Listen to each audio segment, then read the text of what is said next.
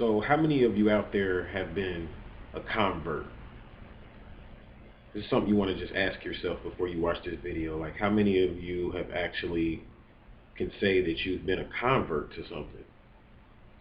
I asked that question. I start off like that because I was thinking about this video, and I was thinking about the masses of the people.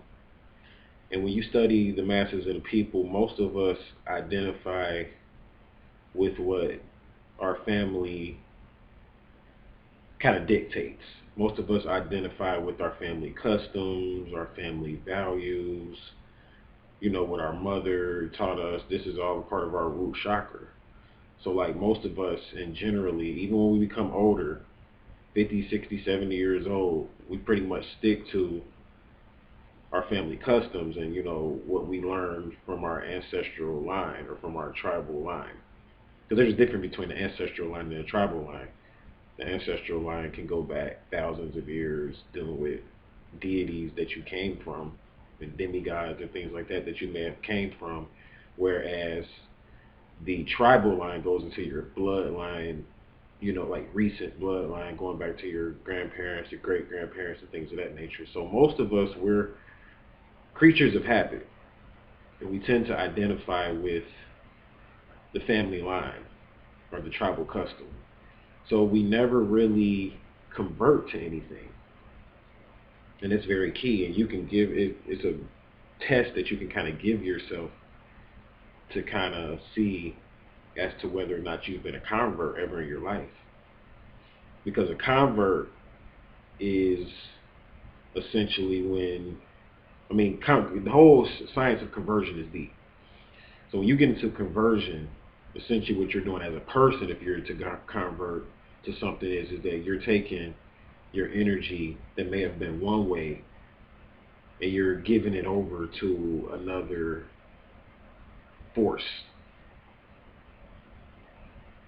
So I'm saying all that to say that when you talk about studying something new, when you talk about studying something different, to really accept it, it's one thing to look into it and to study it, but to really accept it so much so that it starts to work for you, to better your life, you're going to have to convert over essentially to something new, to a new idea, in order for you to really, especially like, this is an astrology channel, and this is a spiritual channel actually.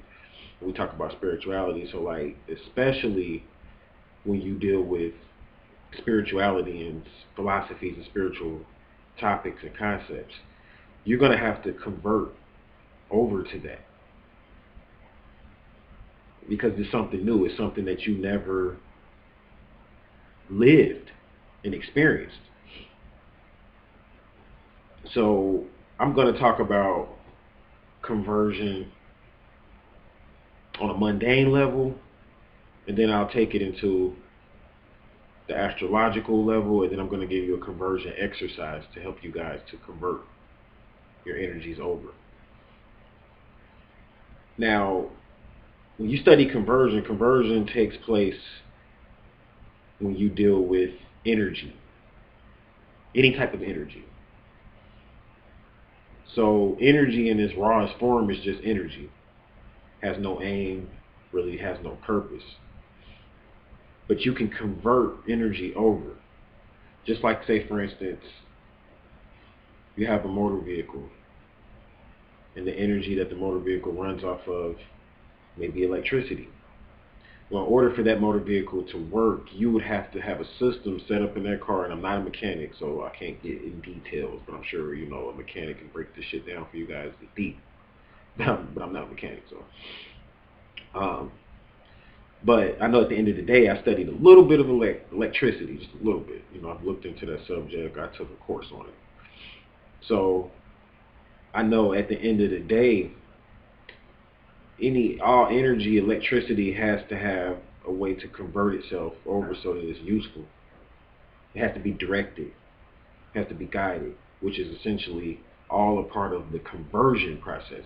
So in order for this vehicle to run, you need to convert the energy over. It doesn't matter if it's say for instance, you may be uh, driving a vehicle that deals with gasoline or with oil. You have to make that oil useful and convert it over so that it works for your invention or for your contraption, whatever what may have you. So it's no different, essentially, when you deal in economics and money, because the science of conversion takes place there, because money is energy. See, when the Anunnaki first came up with the concept of money, they were essentially teaching us about, really not even teaching us, but they were putting us up under control of a certain type of energy. Currency was really what it is energy, a current. Just like you have an electrical current, alternating current, direct current, dealing in electricity, so you can see that currency is going back to energy or energy. And the reason why currencies are powerful is because people back the currency. People believe in the currency. Yeah, you could say these are fiat notes and it don't mean shit and whatever, like these are fiat notes and it doesn't mean shit, right? But at the end of the day, people believe in them and they have faith in them and they give the fiat notes energy. And it's the same way with the Matrix. You can say the Matrix ain't shit. Like, the Matrix ain't shit, man. I got that shit mastered, man. I just want to chill, meditate. I don't want to partake in this. But then you got to go outside. And they give energy over to the Matrix. So that's what makes the Matrix work. So you have to first respect any electrician, or any person that deals with any kind of energy. First thing you learn is respect. You got to respect energy or something that's powerful. You got to respect power. That doesn't mean you necessarily have to submit to it the way that the power source may want you to submit to it or anything like that, but you have to respect it in order to get into it and understand and study it and eventually master it. So you got to respect the Matrix. You got to respect the architects of the Matrix because they created a system. Some people say it was the Rothschilds, but actually the Rothschilds learned from the Anunnaki. You notice when they talk about that story about that banker teaching his sons, Amhel Rothschild, when they teach about him teaching his sons banking and things of that nature, they never really go into where he learned it from. It's just like he just kind of came up with this, he had an aha moment. He said, if I take it and get people's money, I can go loan out that money and they won't come back and get it. If I get people's gold, I can go, loan out so many times that amount in currency to other people. So he became a money changer or a converter.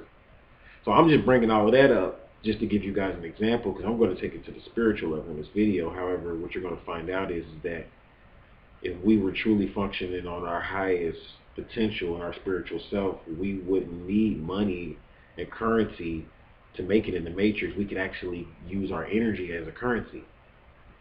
That's if you become a good converter, which I'm going to go into. So conversion is deep. And like many of us, we never even convert to anything. Like many of you, you've been in the same religion all your life. You never really converted to anything. And I'm not saying trying to change you or anything like that, but I'm just saying, just think about it. Like even the very job that you work at, a lot of you doing a similar job that your parents did. So you really didn't even convert over to anything to take on a new job or to take on a new field or career. Like say, for instance, most people, if your parents didn't go to school and then graduate and get a degree, then most likely you're not going to graduate and get a degree. That means we're having issues with conversion. Society is having issues with making people into effective converts. Not slaves, not drones, not people that's programmed to be a certain way. That's programmed. I'm talking about conversion. That's what we're going to go into in this video, because conversion takes effort from the one who's trying to do the converting and from the energy source itself. Has to act correctly in order for this thing to work. So in order for you to study conversion and how to make it work for you on a spiritual level, now let's take it up a notch. You have what's called astrology. And then you have religion. And I have to address this. Now in religion, you probably heard about conversion through religion. That's where most people hear it from. Okay, being a convert like to Christianity, like I converted. I was a Muslim. I grew up a Muslim all my life. And one day I went to another country to go to school and I met some wonderful Christian people and I became a convert to Christianity. Cool. So what does that mean? That means that you've really essentially have given over your energy or submitted your energy to another source.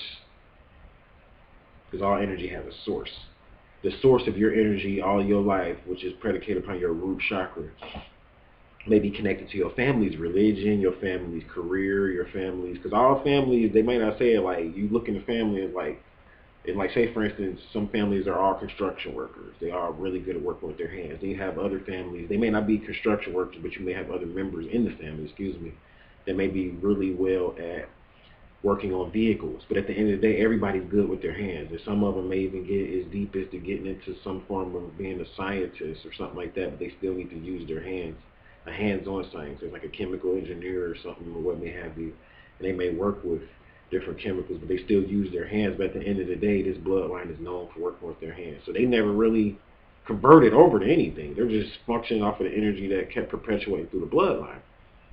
And then one day a member of the family may be like the black sheep or the oddball, and this is the convert type. He's like, I want to be a lawyer.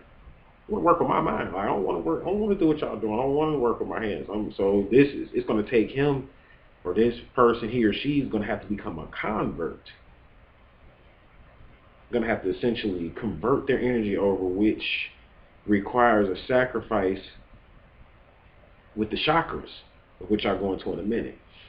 So let's go back to religion. So many of you've never converted over to a different religion, and then you see somebody like myself or other people on here talking about extraterrestrial information, star groups, twin flames, soulmates, astrology in general, and all the things that stem from it, karma. That's all part of astrology to me.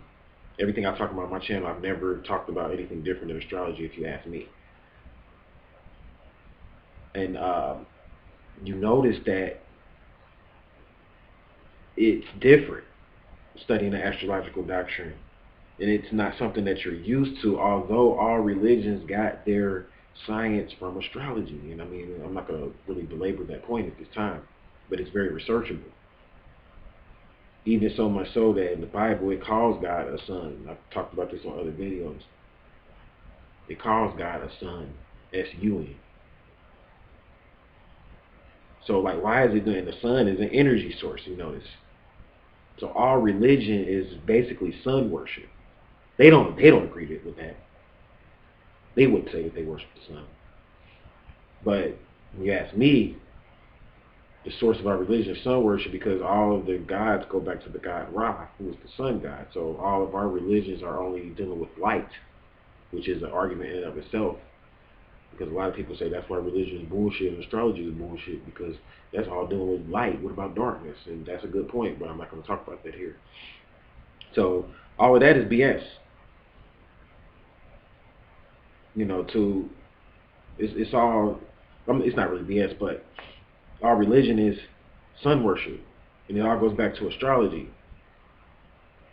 And that's what people fail to realize. So in order for you to understand astrology, you haven't been taught this. This is an ancient science that has not been taught, especially to the public, in thousands of years. This was the original doctrine that Anu, who was supposed to be like the Most High over the Anunnaki, like that was who the Anunnaki had the answer to. And Nu taught the Anunnaki to teach all of creation astrology so that they would stay in tune with universal law, so everything would stay in sync. But the Anunnaki got greedy, and they noticed over time, like they was teaching astrology for a minute, but then they're like, well, I can create my own religion off of astrology. And then you have all these mystery schools and think tanks and things of that nature. However, at the end of the day, however it happened, we lost the knowledge of astrology. And now it's being reintroduced back to us. However, it's being reintroduced in a very secular way, where it's based on horoscopes and things of that nature. And don't get me wrong, those things work, but it's not being introduced in a scientific way.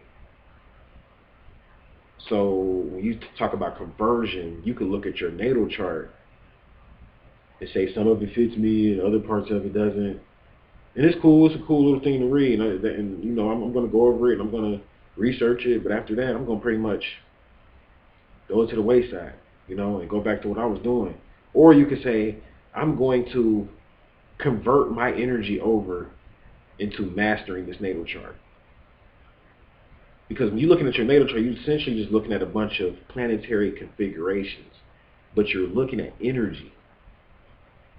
That's what you're looking at. That's what we're talking about here, converting energy. So when you're looking at Pluto and it's in your first house or second house, that's energy. You have to understand. So now it's your job to learn how to convert that energy over to you so that it suits you the best. It's what works for you.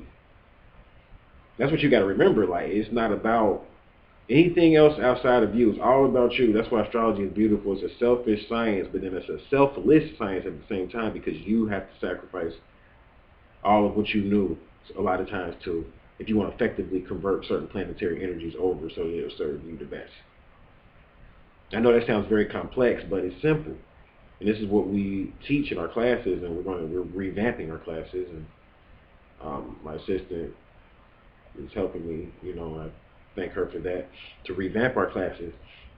However, we're going to be going into that, teach you, like, okay, because you're like, well, Pluto in the second house, I want to, like, my Pluto's in the second house, so how do I convert that? So you're going to be sending me emails and stuff like that. However, we have classes for that to go in depth. And if that's something that you're interested in, to know, like, okay, how can I best effectively convert my Pluto in the second house over so that it benefits me?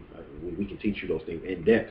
But what I'll say here is that it's about learning the nature of Pluto and what kind of energy is Pluto. Some people call energy spirit, and they say the planets have spirits. To me, the planets just have energies.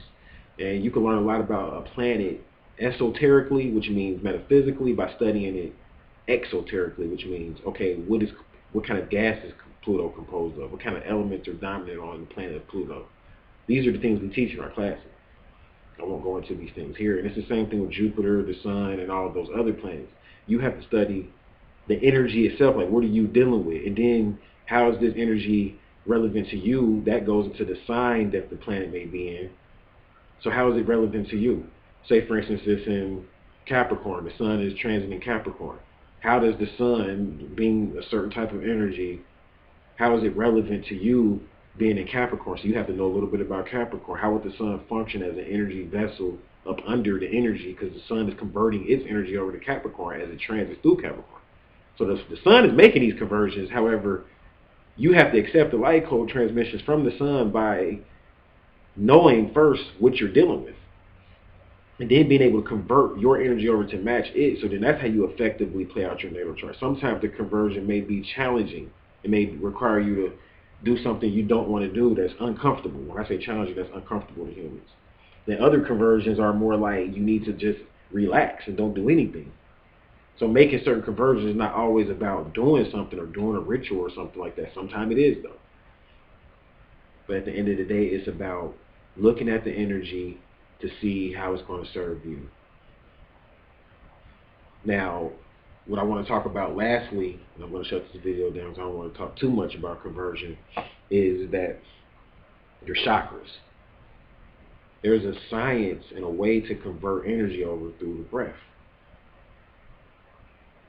And it's the same way, just like sex. Sex, some people say sex stands for sacred or sacral energy exchange, or whatever you want to call it. But at the end of the day, converting energy over is about making an exchange. So sex is a good example when we talk about conversion. Because you want to take this energy and channel it and make it useful, like it's energy out there. So say, for instance, let's get into like an emotion, because emotions are energy, actually. You want to convert an emotion over to make it useful for you. You're going to have to know a little bit about your chakras in order to do that. So say, for instance, the emotion of anger. You're very angry, yet in a minute, you're going to have to go to a job interview, and you pissed off, like, to the highest level of passivity, if that's a word. And you're going to have to go to a job interview. And you're like, man, damn, man, I'm pissed off. I can't do this job interview. Or once you learn the technique that I'm going to show you guys, you can convert your energy over from anger to joy. Or to not even just to joy, but from anger to excitement. Because if you notice, the energy of anger is an excited energy. In order to be angry, you're already excited. But it's just not, you're not jovial, you're not happy and excited, you're frustrated and excited. So in order to get happy and excited, you're going to have to take that same energy, because anger starts at the lower chakra. So you're going to have to know how to take that energy and send it up and out your crown chakra, but then bring it back down into the same chakra, which is you're going to take some energy, send it out. It's starting at your sexual chakra around there, because that's where anger comes from. It comes from actually it comes from the spleen. Some people call it the spleen chakra or the solar plexus chakra. Anger comes from there. You want to take that anger and start in there, and it's fire usually. You want to send it out, and then when it comes back, you want to make it more like air, because you're going to a job interview. So it may start out as fire because you're pissed off, but you want to convert it to air, and then bring it back to the same spot, because you still want to be excited. So you can do that by breathing. It's the first step, and it's funny how we study all this deep stuff about astrology, but I can give you breathing techniques that help you with certain planetary placements. Now, okay, you want to do this breathing technique for that planetary placement, or you want to do this breathing technique, and the way I'm coming up with that is because I know the chakras and how they correspond with the breath. This is when we get into medical astrology a little bit, on a spiritual level though, not Western medicine. So you want to convert that energy over by breathing. In order to, if you're excited, first thing you want to do is calm yourself down. So to slow energy down, you always do slow breaths.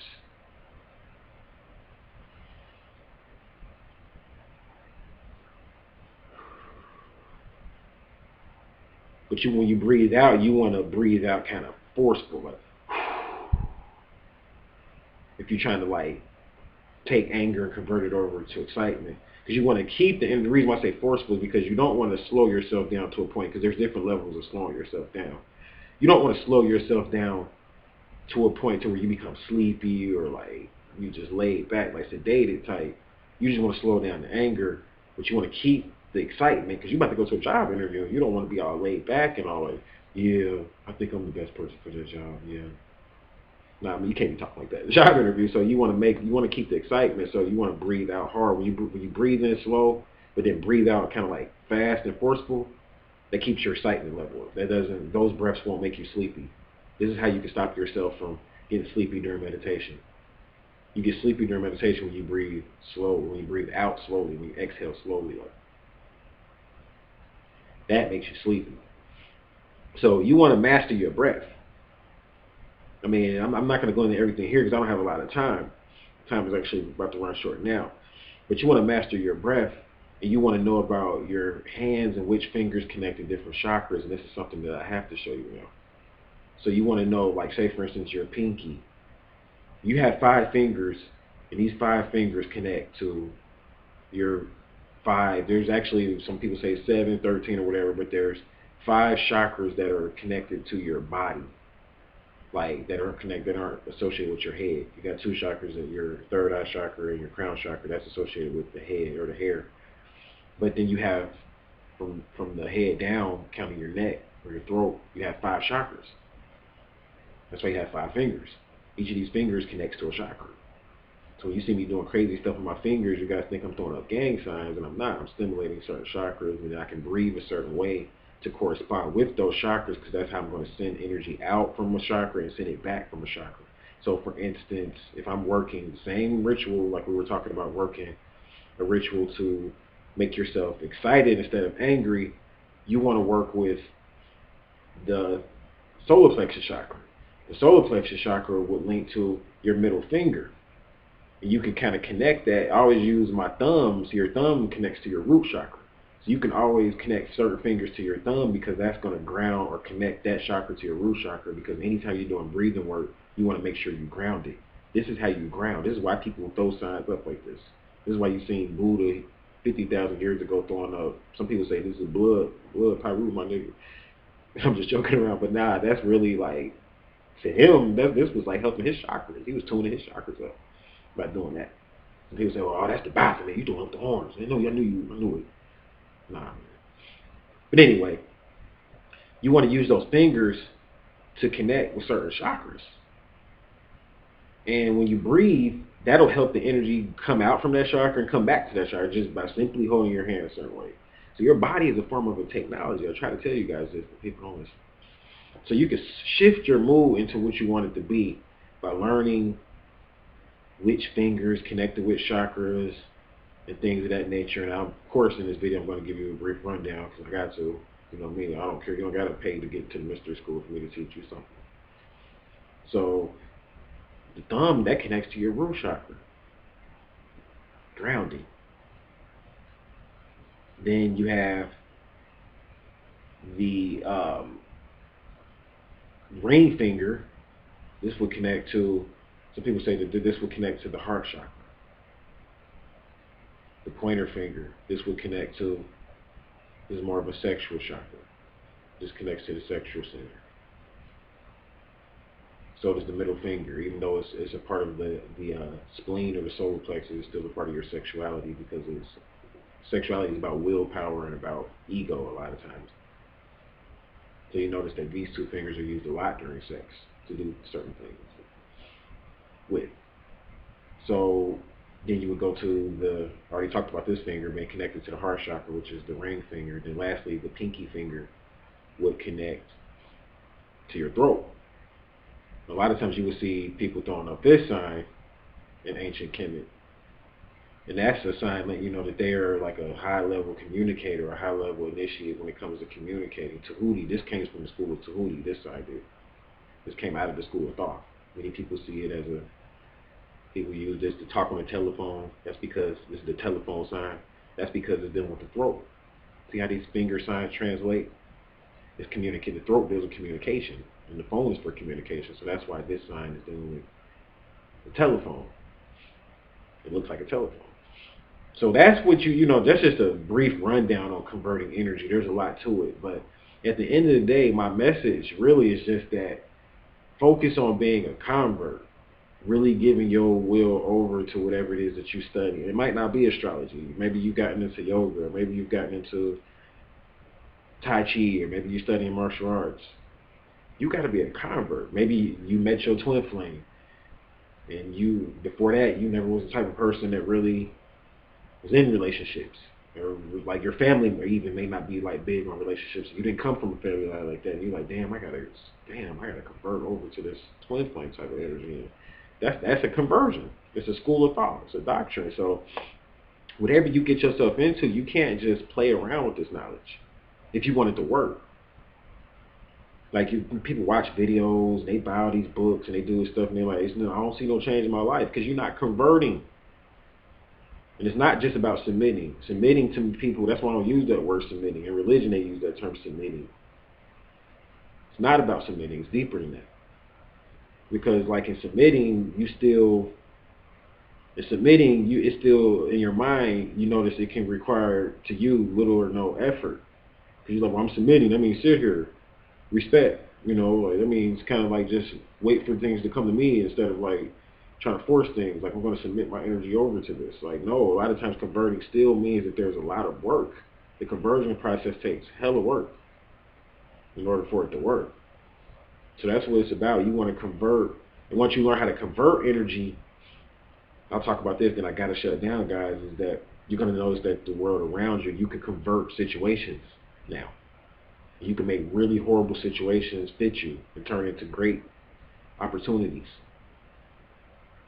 Anybody that's I guess you could say a follower of martial arts knows that conversion is in fighting. You can convert somebody's energy of anger, and they so angry and they about to attack you. You could use that against them through the art of conversion. Be calm as a whistle, and they about to attack you, and you use that energy against them, their own energy, by converting the situations around you. So what happens is when you become a good converter, not only can you convert bad situations to you can begin to attract situations that you never thought you could attract, like opportunities, and you learn how to work the law of opportunity, which I want to do a video on soon. Because that's what we're really all in. We're in what's called the law of opportunity, and you learn to work that law so that it suits you, so that it best fits you. And the situations around you begin to like feel situations about to play out weeks in advance, and you convert those situations before they even play out so that it'll suit you by the time it comes into action. So it's about changing the game. That's what you can kind of like look at conversion as, like changing the game. You got to be a game changer. Like if you into metaphysics, spirituality, consciousness, you a game changer. You're not just some follower and adherent, and you got to change the game. You got to make this, it's up to you to make it work because you're the minority. There's no converts really on this planet. We don't, human beings, it's not even in human nature to convert really because of all the programming and stuff like that. I mean, it was at one point when we were deep into our metaphysics and back in the times of Atlantis and all of that. But nowadays, human beings don't even convert. And here you are studying stuff like this. You got to change the game. You got to be thinking like, man, I'm on the cutting edge. I'm going to be the trendsetter. I'm going to be the one to set the new, paradigm in my circle. And it's not about, you might only, influence 15 people, but those 15 people might influence 15 other people. So it's not about how many people you're changing and all about that. And it's not about, even when you study conversion, it's not even about you changing other people. Because you can convert people by converting you. That's what I'm really trying to school you guys on. When you shift your energy, the situations, the people around you have to change in order for them to respond to you a certain way. Like if you stop dealing, like say for instance, you're a bully, and every day you come and you bully me and you beat me up. I got to go to the root of why you bullying me and beat me up. Maybe you bullying me and beat me up because I'm scared and I got a lot of fear. So maybe if I come with a different energy, if I convert my energy over, and that same day I'm walking to the bus stop and you try to beat me up, I might use comedy. I'm happy today. I ain't scared of you. Shit, come on, my nigga, let's go. And I done whooped your ass laughing. While, the bully's all angry and shit, they want to take your lunch money. I'm just using that as an example, but you have to learn how to change situations to make them fit you, beloved. And that's what conversion is all about. That's what astrology is all about. That's what it's all about. Some people call this transformation. Whatever you want to call it. It's not really transformation because you don't have to change your form. We dealing with energy, something that doesn't have a form. So I call it conversion. Some people call it like the science of astrology, like working it to make it work in your natal chart. Like a lot of the older philosophers call it transformation because that's the term they use, but it's really conversion. That's all it is. So learn that science. Be upright. You got to be defiant sometimes. You might have to be radical at other times. You definitely can't be worried about what people think of you. And build your life and make it work for you. So I'm going to go ahead and shut down. Thank you guys for listening to my brief spiel. Namaste. Hotep. Good vibes. Hope you're enjoying your life. Peace out.